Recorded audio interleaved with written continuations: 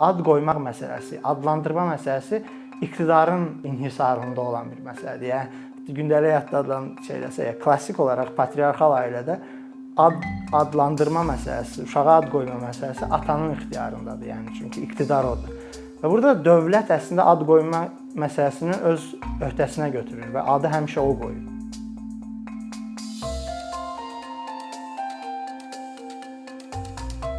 Bundan təxminən 2 il əvvəl, 2020-ci ildə Azərbaycan mətbuatında və sosial medianın Azərbaycan seqmentində belə bir müzakirə başladı ki, təklif var ki, Şamaxı rayonunun Saqiyan kəndinin adı dəyişdirilsin. Əvvəlcə bu biraz zarafat predmetinə çevrildi. Sonra həqiqətən kəndin adını dəyişdirib Günəşli qoydular. Bu hadisədən də bir neçə il əvvəl Lerik rayonunun bir kəndinin, Azərbaycan kəndinin, kəndin rəsmi olaraq sənədlərdə adı Azərbaycan gedirdi, amma kənd sakinləri Azərbaycan deyə tələffüz edirdilər kəndin adını. Və bu kəndin adı dəyişdirilmişdi və kəndin adı Günəşli qoyulmuşdu, yenə də Günəşli. Bu iki nümunədən görürük ki, Azərbaycanda belə bir tendensiya var. Kənd adları dəyişdirilir. Halbuki siz sadəcə internetdə, xəbər saytlarında axtarış versəniz ki, Azərbaycanda kənd adlarının dəyişdirilməsi, bu açar sözlərlə axtarış versəniz, görəcəksiniz ki, Azərbaycanda mütəmadi olaraq Milli Məclisin Toponomiya Komissiyasına belə təkliflər gəlir kənd adlarının dəyişdirilməsi ilə bağlı və mütəmadi olaraq bu təkliflər Milli Məclisdən keçdikdən sonra Prezident tərəfindən təsdiq olunur və Azərbaycanda mütəmadi olaraq kənd, bəzən rayon, şəhər və əlbəttə ki, küçə və digər yerlərin adları dəyişdirilir. İndi bu məsələni müzakirə edəndə əslində soruşmalı olduğumuz sual budur ki, birincisi niyə eləyirlər bunu? Yəni ki, ad dəyişdirməyə nə ehtiyac var?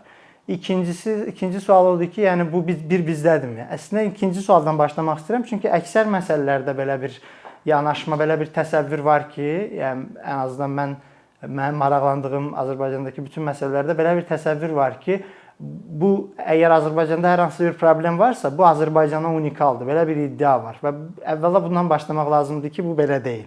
Ad dəyişdirmə məsələsi dünyanın bir çox yerində olub, yəni bu mənada çox yayılmış bir şeydir. Xüsusilə keçmiş müstəmləkə olan ölkələrdə, yəni dekolonizasiya prosesində çox ciddi bir ad dəyişimi prosedurundan keçirilib. Bunun konkret olaraq, yəni tədqiq edilmiş, nümunəvi olaraq bir ölkəni götürülmüş, tədqiq edilmiş nümunələri var ki, hansı ki mənim tanış olduğum, məsələn Sinqapurla, Cənubi Afrika Respublikası ilə bağlı hallar var ki, bunlar çox ciddi öyrəniliblər. Yəni ölkə əgər bir kolonial keçmişə sahibdirsə və ölkədəki bir çox şəhər adları, küçə adları, rayon adları, hətta bina adları əgər o keçmişin izlərini daşıyırsa və bu izləri silmək üçün bu adlar dəyişdirilir və tutaq ki, mənim verdiyim iki nümunə, Sinqapur və Cənubi Afrika Respublikasında bunun üçün xüsusi komissiyalar, xüsusi dövlət qurumları qurulub sırf bunun üçün. Və bu adların dəyişdirilməsi, indi orada necə dəyişdirilib, əlbəttə bu bizim mövzumuz deyil, amma adlar dəyişdirilib. Digər tərəfdən, heç belə keçmişi olmayan ölkələrdə də adların dəyişdirilməsi nümunəsi var. Məsələn, İspaniyada General Franco dövründə konkret Andalusiyanın xüsusən keçmiş yəhudi və ərəb mənşəli olan adları dəyişdirilib və iddia da bu olub ki, əslində mənim iddiam odur ki, sırf bu iddia Azərbaycan nümunəsində də keçərlidir. İddia da bu olub ki, bu yad adlar əslində bizim milli birliyimizi pozur, təhlükə törədir. Və buradan hərəkətlə əslində mən o fikirdəyəm ki, Azərbaycanda da yer adlarının dəyişdirilməsində sırf məsələ budur. Yəni yer adlarının dəyişdirilməsi məsələsi milli kimlik, daha doğrusu millət inşası prosesinin tərkib hissəsidir. Yəni siz o adları dəyişdirirsiniz ki, o adlar sizin fikrinizcə millətin birliyinə xələl gətirir, ya hansı şəkildə təhlükə törədir, ya da yad görünür.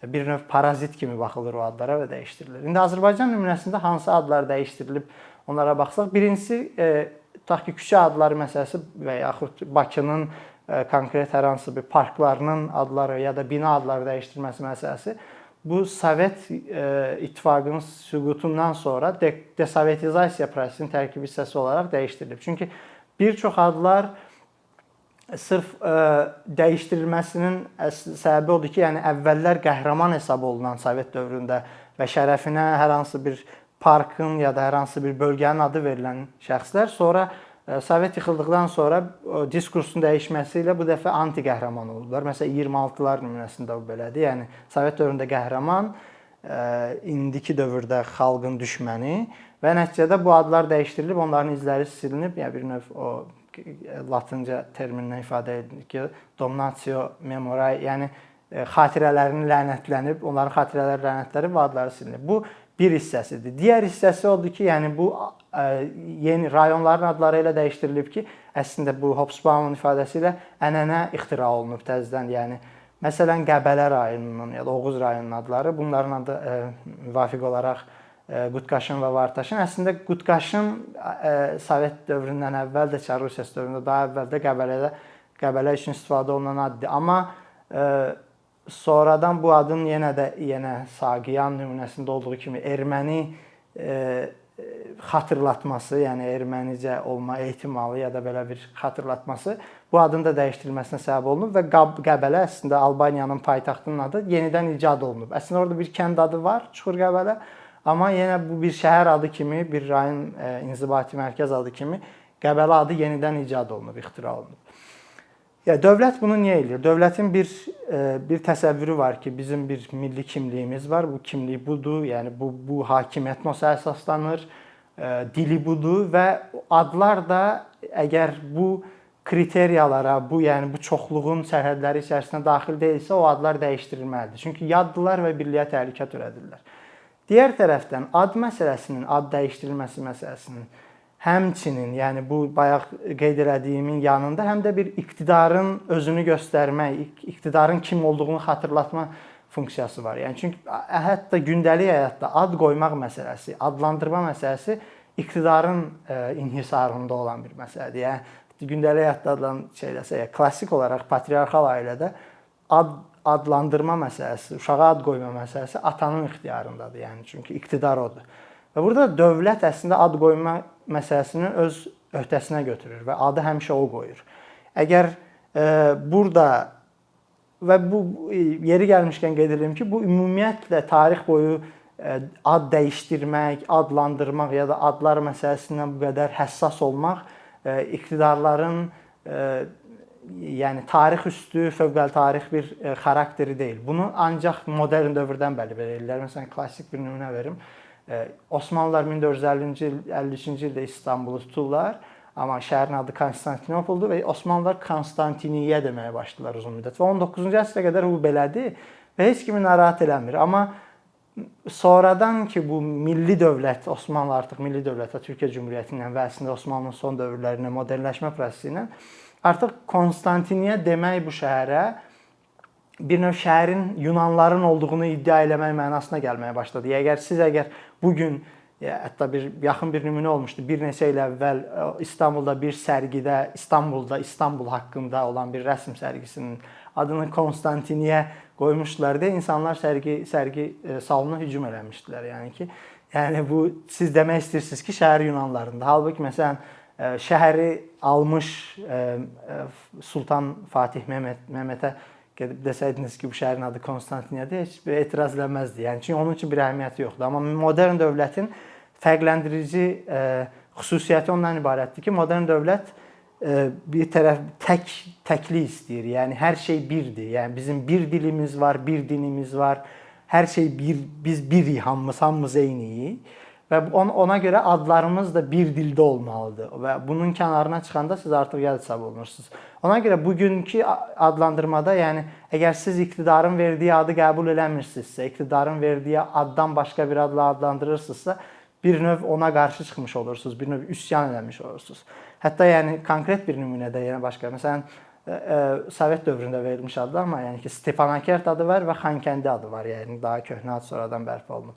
Bugün Azərbaycanda kiminsə çıxıb Xankəndiyə Stepanakert deməsi ya da əks tərəfdə ermənilərdən kiminsə Stepanakertə Xankəndi deməsi avtomatik olaraq çox ciddi təzyiqlərlə üzləşməsi üçün əsas ola bilər. Əgər siz Azərbaycanda Stepanakert deyirsinizsə o şəhərə, bu onu göstərir ki, siz avtomatik demiş olursunuz ki, ora ermənilərindir. Yəni bu qəbul olunan bir şey deyil. Ona dövlət bu barədə adlandırma məsələsində özünə müxalifəti qəbul eləmir.